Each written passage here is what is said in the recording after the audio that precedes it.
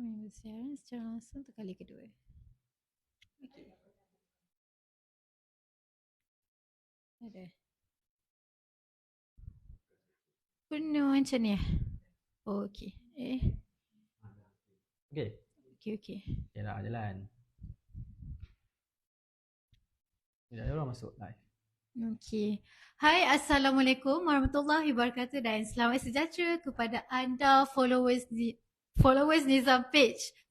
Followers Nizam Malik page pada petang ini. Saya minta maaf sangat tersasul ya. Jihan lapar sekarang. Saya lapar, saya puasa hari ni. Saya minta maaf tuan-tuan dan puan-puan. Lepas makan kuih raya. Tadi tu janganlah bongkarkan rahsia saya. Mana boleh macam ni. Okay, alright. Okey, hai kepada anda semua, apa khabar? Terima kasih kerana tune in bersama kami untuk Tanya TNM Podcast episod 2. Mungkin anda ada pernah tengok episod kami yang pertama. Kalau belum lagi, okey, boleh minta scroll dekat FB page Tuan Nizam Malik lah untuk tengok apa sebenarnya podcast ni. Kenapa kita orang buat podcast ni? Sebenarnya, kita buat podcast ni secara untuk santai-santai, betul tak Tuan? Kita asyik cakap pasal pelaburan, saham, terlalu educated. Tapi sekarang ni pun Santai. topik Tapi santai. topik pelaburan tapi sangat santai. Okay, sebab saya faham petang-petang ni mungkin ada yang tengah minum kopi, santai-santai sementara nak tunggu solat asar. Jom tune in bersama kami sehingga akhir sesi podcast pada petang ini. Cuba tolong respon dulu, adakah dengar suara dengan jelas? Okey, adakah suara saya jelas tuan-tuan dan puan-puan? Saya nak bacakanlah siapa yang tengok kita pada petang ini. Okey. Saya nampak ada Tuan Ajib Yunus, Tuan Nasrul Hanif pun ada bersama kita. Alhamdulillah, terima kasih kerana anda join untuk sesi Tanya TNM Podcast pada petang ini. Alright. Kalau jelas komen Kalau jelas. Dengar kalau tak suara saya? Dengar tak suara kami? Testing. Tolong respon dekat ruangan komen. Adakah suara kami jelas tuan-tuan dan puan-puan? Kalau jelas, boleh tak komen jelas? Ataupun anda boleh tekan emoji like ataupun love dan boleh sharekan lah sementara kita pergi ke topik yang agak panas ke tuan petang ni? Panas lah. Tengok kalau Najib yang panas kan suasana. Kenalkan dulu siapa ada. Diorang tak kenal kita lagi ni. Kenalkan dulu siapa yang ada hari ni. Okey, baik. Okey, ada saya rasa saya nampak ada emoji yang tekan tu, betul tak Najib? Okey, baik. So maksudnya suara kami jelas. Kita pun ada yang masuk, Tuan Izzal Zulkifli, Harif, Akil. Terima kasih kerana ada bersama dengan kami lah. Okey, sebelum kita pergi ke topik yang lebih menarik pada petang ni, kami nak memperkenalkan diri lah. Of course, semua orang dah tahu Tuan Nizam Malik siapa kan? Mungkin tak ada yang kenal saya, tak ada yang kenal Tuan Najib lah, Encik Najib. Sebelum ni, saya hanya buat podcast 2 orang je dengan Tuan Nizam. Sekarang ni kita dah ada edition tim kita, tim Samasri, iaitu Encik Najib lah. Sila perkenalkan diri dulu lah. Encik Najib dulu. Okey, nama saya Najib daripada tim Samastri dan saya banyak bekerja di belakang tabir lah. So, bekerja sebagai graphic designer. So, dalam sesi kali ni saya terima kasih juga sebab jemput saya sebagai panelis untuk menambah lagi suasana santai pada petang ini. So, tak ada yang serius-serius lah petang ni, kita santai saja. Kita borak tanya TNM, kita sembang-sembang santai. Tengah scroll-scroll tu kan FB kan. Relax dulu dalam live ni. Kita sama-sama kongsi, like, share, komen dan kita boleh sama-sama sebarkan lah apa yang bermanfaat. So, terus menonton. Okay. Cukup baik kita punya opening daripada Encik Najib. Okay, saya nak perkenalkan diri dulu lah. Saya Jihan dari tim Samasri. Mungkin ada yang kenal kedai saya, siapa yang join newbie Samasri online, siapa yang join personal coaching, mungkin ada kenal saya lah. Okey, tak apa. Kita akan terus kepada topik, boleh ke? Boleh. Tuan-tuan apa? Topik kita hari ni apa Okey, topik kita pada petang ini agak panas. Drum roll sikit. Okey, pelaburan saham versus pelaburan emas. Okey, kita nak kenali, kita nak versuskan lah apa side pelaburan saham, apa side pelaburan emas menurut Tuan Nizam Malik. Kita bincang sama-sama lah. Kita discuss sama-sama, bagi pendapat lah. Okay, betul. alright. Okey, Tuan Nizam, untuk topik pada petang ni kan, boleh tak Tuan Nizam ceritakan pelaburan saham ni apa? Mungkin ada audiens kita yang tak tahu pelaburan saham ni apa, pelaburan emas ni apa. So secara ringkas Tuan Nizam, boleh ceritakan tak dengan kami? Okay, so secara ringkasnya pelaburan saham ni adalah kita membeli kaunter-kaunter saham yang tersenarai di Bursa Malaysia lah. So maksudnya syarikat-syarikat berhad, okay, dia senaraikan saham syarikat dia di Bursa Malaysia. Jadi orang awam, orang biasa macam kita boleh beli saham syarikat dia. So kita boleh melabur dalam syarikat-syarikat berhad tersebut dan kita boleh menjana keuntungan lah daripada pelaburan yang kita buat tersebut. Sama ada melalui dividen ataupun secara capital gain, iaitu kenaikan harga saham. Ada dua tuan Ya, secara ringkasnya itu saham lah. Okay, dan saya pasal saham, saya memang banyak lah cakap pasal saham. Okay, dan hari ni kita akan buat perbincangan santai ni compare dengan pelaburan emas. Okay, so emas pula adalah kita melabur dengan membeli emas lah. Maksudnya dekat luar sana ada kedai emas, so kita pergi beli emas yang fizikal punya, okay, dan lepas tu kita simpan. Kemudian lepas mungkin beberapa tahun harga emas tu naik dan kita boleh jual balik emas tersebut, dan itu kita sebut dia keuntungan secara capital gain jugalah, kenaikan daripada nilai daripada awal kita beli sampai masa kita jual lah. Itu contoh pelaburan emas lah. Jadi secara ringkasnya macam tu lah. Okey, faham. So saya harap anda semua mungkin tak tahu, tak kenal sebab saya pun orang baru juga dalam pelaburan emas ni. Ke tu Encik Najib pernah melabur ke sebelum ni? Ada pengalaman tak? So setakat ni tak ada pengalaman lagi lah. So tapi saya tengok sekarang ni memang ada juga orang yang cuba nak close saya untuk nak join pelaburan emas, tapi secara realistiknya saya memang kurang berminat lah sebab dia melibatkan macam mana, dia complicated lah nak faham mana apa dia punya step dia kan. Wah, ada orang ajak Najib? Ada. Ajak macam mana tu Najib? Cerita sikit macam mana boleh terjebak? Terjebak hampir close. Hampir close kan. Sebab ni daripada kawan sekerja, tempat lama. Tempat kerja lama lah. Dia pernah jugalah, dia macam kawan sekerja Jihan close Najib. Tak adalah, dia tempat kerja lama. Okay. Dia macam nak suruh saya join pelaburan emas kan, tapi saya belum bersedia lagi lah. Dan sepupu saya pun ada juga, dia bukan melabur emas tapi dia simpan emas tau. Dia emas yang yang gram tu kan. Okay. Dia sebab katanya benda tu makin lama kan makin mahal kan. Okay. So dia ada orang kata potensi lah, dia tak akan turun. Emas kan dia tak akan turun, akan sentiasa naik kan. Okay. Macam harga emas tu kan. Okay. Jadi setakat ni itu je lah. Dia macam nak ajak saya tapi saya belum bersedia lagi lah. Dia explain lah semua. Dia explain lah. Macam sekarang kan banyak orang nak beli emas yang murah dulu pun dia dah kira okey kan. Macam tu lah. Okay, alright. Kalau saya pula Jihan punya pandangan? Pandangan saya, okey, sebenarnya saya tak berapa tahu tentang pelaburan saham. Jujur sangat tak? Tak tahu kan?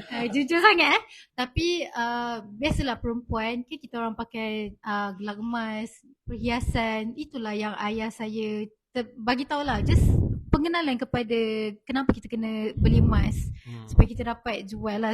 Dia cerita sebenarnya tu kan. Ada cerita. Sebelum ni waktu saya convo, saya ada dapat anugerah ketika convocation lah untuk program saya. So saya dapat duit.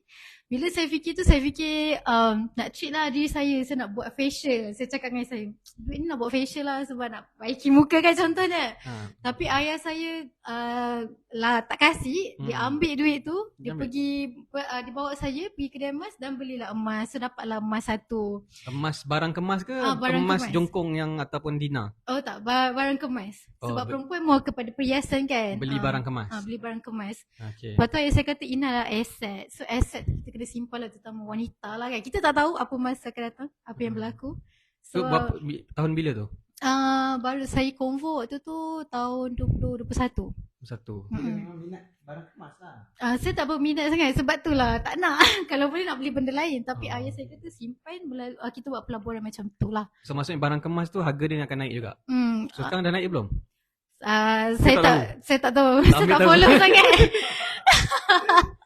Okay, alright. Okay, itulah sedikit sebanyak pengenalan kepada pelaburan emas lah. Pelaburan saham, of course lah saya dah terdedah sebab jadi tim saham Asri lah. Okay, so daripada cakap pasal pelaburan saham versus pelaburan emas ni tuan, tuan prefer yang mana? Kalau pada pandangan tuan lah secara peribadi. Okay, so saya secara peribadi memang saya prefer lebih kepada pelaburan saham lah. Okay, so kalau orang kat luar sana follow saya memang cakap saya bias lah kepada pelaburan saham lah. Tapi dia macam ni, setiap kali kita nak pilih sesuatu medium pelaburan untuk kita ceburi, kita kena ada sebab-sebab kenapa kita pilih sesuatu pelaburan tersebut lah. Dan kalau kita tak nak ceburi sesuatu pelaburan pun, kita kena ada sebab-sebab juga. Kenapa kita tak nak pilih pelaburan tersebut? Sebab ramai orang tanya saya, apakah pelaburan yang terbaik? Apa pelaburan paling untung? Sebenarnya bagi saya sebenarnya tak ada pelaburan paling untung, tak ada pelaburan paling bagus. Semua medium pelaburan yang ada dekat luar sana yang legal, semua terdedah kepada risiko kerugian. Maksudnya ada potensi untung dan juga risiko kerugian. Dan cara untuk melakukannya tu berbeza-beza lah. Jadi nak buat pelaburan ni kita kena tengok yang mana sesuai dengan diri kita. Sebab tu kita kena belajar, mendalami asas tentang pelaburan tersebut. Lepas tu sebelum kita melabur tu kita nak tahu dia sesuai tak dengan diri kita. Kalau kita sesuai baru kita buat. Dan bila kita dah buat, kita rasa lebih selesa untuk buat pelaburan tersebut, kita agresifkan diri kita dalam pelaburan tersebut lah. Yang kita tak berapa minat, mungkin kita tak payah buat, atau kita buat pun sikit sahaja. Untuk diversify kita sebut lah. Jadi based on pengalaman saya sebenarnya bermula dalam dunia pelaburan ni, saya bermula dengan hartanah. 2012 saya start dengan hartanah, 2014 baru saya kenal saham. Okay, sampailah sekarang lah. So saya masih lagi melabur dalam hartanah dan juga saham. Tapi emas buat masa ni saya masih belum lagi. Sebab ada sebab-sebab lah, beberapa sebab lah kenapa saya tak pilih untuk emas lah. Nanti kita ceritalah kejap lagi lah. Kalau ada siapa-siapa nak tahulah. Ada ke siapa yang tahu? Okey, katakan kalau anda mungkin ada soalan yang anda ingin tanyakan kepada Tuan Nizam ataupun Encik Najib kita, nanti bolehlah berikan komen dekat ruangan komen untuk kami jawab lah, sebab perbincangan ni santai-santai je. Tak payah serius. Just simple opinion saja kan, betul tak? Okay, so cakap pasal pelaburan emas. Maksud Tuan kita kena explore dululah, belajar, kita kenali dulu. Sebab ada juga coach saham pelaburan emas, ada juga coach saham pelaburan saham di Bursa Malaysia. So kita kena explore dulu dan tengok mana lagi sesuai dengan kita. Macam tu kan Tuan? Ya, betul. Okay, baik.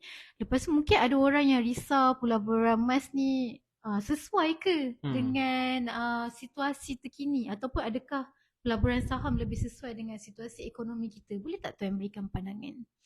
Sesuai untuk ekonomi semasa sekarang? Ekonomi semasa sebenarnya sekarang. Mana-mana waktu pun ada peluang dia.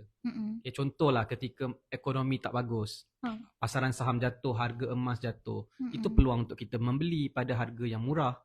Tetapi macam emas, kalau harga dia jatuh, kita collect je sebab dia tetap emas. Tapi macam saham, kalau harga saham jatuh, pasaran saham jatuh, tak semestinya kita boleh main beli je. Sebab kalau dia jatuh dan company yang kita beli tu problem, memang rugilah.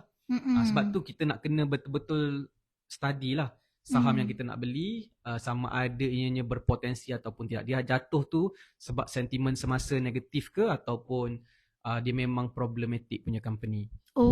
So sebab tu dia saham ni dia bukan susah. Dia cuma kita kena faham dan kita kena kaji dulu sebelum kita buat keputusan untuk melabur lah.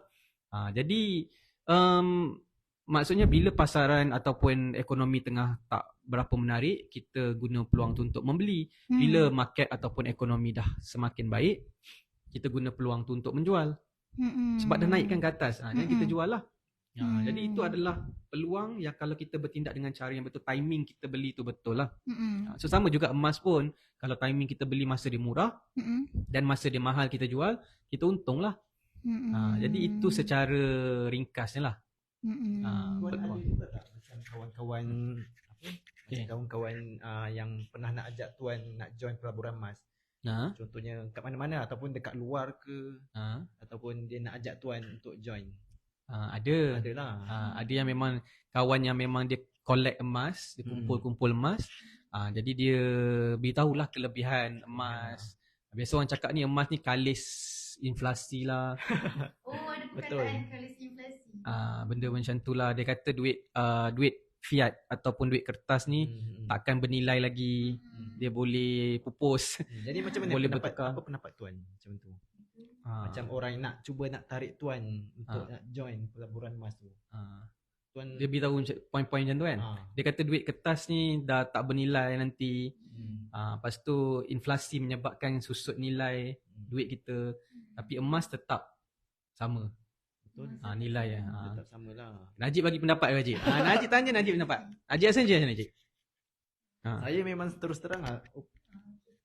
Saya memang tak pernah lagi lah nak join untuk pelaburan emas ni. Kenapa? Kenapa? Bukan soal modal je lah. Kalau orang cakap kena pakai modal besar, itu semua orang tahu. Tapi kenapa kita tak cenderung kepada ikut ataupun buat? Sebab secara realistiknya, lah, saya memang berjiwa sedih lah. Saya cakap, saya kalau macam emas tak ada seni ya? Susah sebab dia bukan jiwa saya lah. Tak minat lah. Tak minat lah. Mana-mana pelaburan pun? Ke emas je? Pelaburan emas ni buat masa ni belum lagi lah. Tapi dalam pelaburan lain ada juga. Cuma belum bersedia lagi lah. Macam tu lah. Tapi tak ada sebab yang spesifik tak ada sebab. Putus-putus kan? Putus ke? Alamak. Macam mana tu? Line kita okey ke? Line kita okey. Tuan Faizal. Boleh test tak team? Tolong check. Okey. Okey, faham. Kata okey kalau line kita kat sini okey, kita test okey, suara semua jelas. Kalau dia putus-putus maksudnya dia mungkin line dia lah. Line Unify dia. Betul. Yang lain okey ke? Adakah anda dengar suara kita dengan jelas? Adakah jelas? Boleh komen jelas ya? Ataupun tekan emoji like tu lah. Okey alright. Okay, so tadi soalannya apa tadi Soalan kenapa saya tak pilih emas ke macam mana? Soalannya tadi yang pasal kalis inflasi. Pandangan Najib dah cakap pandangan tuan lah. Pandangan saya lah. Pandangan tuan lah. Okay, alright. So apa yang sebenarnya argument ataupun kenyataan yang dikatakan tu betul.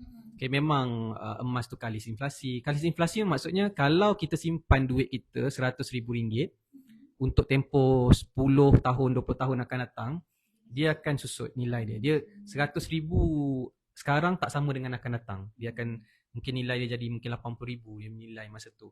Okay, tetapi emas tetap sama. Dia punya maksud dia macam tu lah. Okay. Ya, itu maksud kalis inflasi. Maksudnya kalau satu dinar tu harga dalam berapa 700-800 ringgit macam tu, kita boleh beli seekor kambing contohlah. Pada 10 tahun yang lepas, 10 tahun akan datang kita boleh still beli kambing dengan 1 dinar tu. Still. Tapi kalau kita pakai duit, kita kena mungkin beli pada harga yang lebih tinggi lah. Mungkin RM1,200 dah jadi mahal sebab nilai duit tu dah menyusut. Itu betul lah. Okay, memang ada faktor inflasi dalam sistem kewangan duit kertas ni lah basically. Okay, dan cuma saya basically menganggap benda tu sebagai benda yang lambat lagi, 10-20 tahun akan datang lagi. Jangka masa panjang lah. Jangka masa panjang. Dia bukan dalam masa setahun inflasi tu kita terus nampak kesan macam tu lah. Okay, dan fokus saya pula adalah untuk create more income. Okay, maksudnya kalau dia susut, tapi kalau kita ada duit, lagi bagus daripada tak ada duit lah basically. Something like that. Tapi dia perlukan modal yang besar ke untuk kalau nak labur emas tu? Dia boleh bermula dengan modal yang kecil. Macam start kita beli sikit 1 gram ke apa kan. Dia sama je, konsepnya sama je kan tuan kan. Konsep sama, kumpul lah. Kumpul lah, kan? Tak semestinya kena beli RM100,000. So orang kata kumpul. So sebenarnya okay, bila saya cakap saya tak berapa minat dengan emas, bukan bermaksud saya kata emas tak bagus. Emas bagus.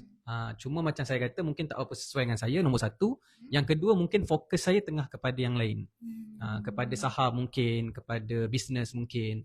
Jadi kalau kita nak kejar semua memang susah lah. Memang mungkin tak start lah.